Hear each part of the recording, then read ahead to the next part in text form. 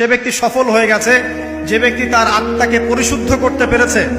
ওয়াকাদ খাবা মান দাসাহা, যে ব্যক্তি আত্মাকে পরিশুদ্ধ করতে পারে নাই সে ব্যক্তি ধ্বংস হয়ে গেছে। কিভাবে পরিশুদ্ধ করবেন?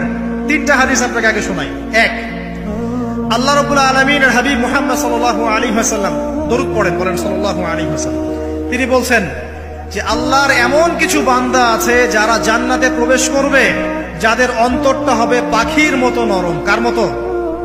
পাখির মতো। একটা হাদিস শুনলেন।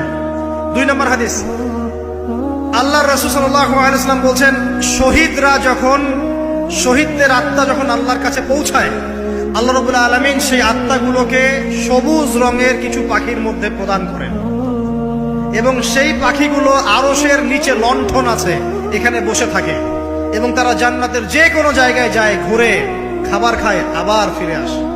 আল্লাহ পাক তাদেরকে বলেন যে তোমরা কি চাও, তোমরা কি চাও? শহীদরা কিচ্ছু বলতে পারে না।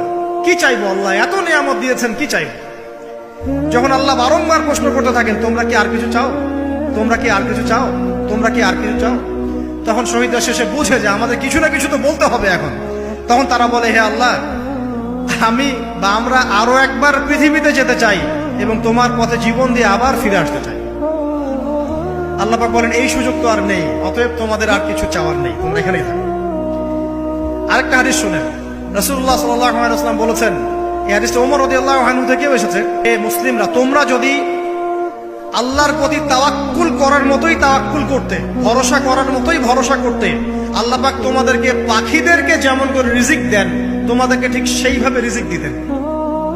তোমরা কি লক্ষ্য করো না যে পাখিরা খালি পেটে বের হয়ে যায় বাসা থেকে সকালবেলা এবং সন্ধ্যাবেলা ভরা পেটে বাসায় ঢোকে? আপনাকে যে তিনটা হাদিস শোনালাম এই তিনটা হাদিসে একটা শব্দ হচ্ছে কমন। শব্দটা কি বলেন? পাখি। পাখি কি? পাখি।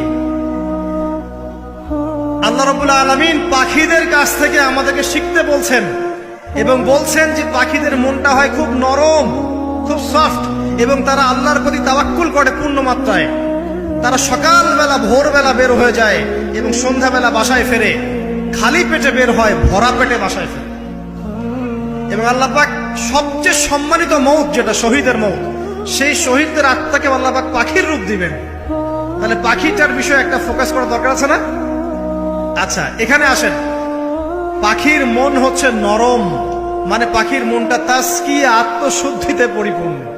কদ আফলাহা মান যাক্কাহা, সে ব্যক্তি সফল হলো যার হৃদয়টা পবিত্র, নিষ্পাপ, নিষ্কলুষিত হলো, সে ব্যক্তি সফল হবে। একটা কাজ এখানে খেয়াল করেন, পাখিরা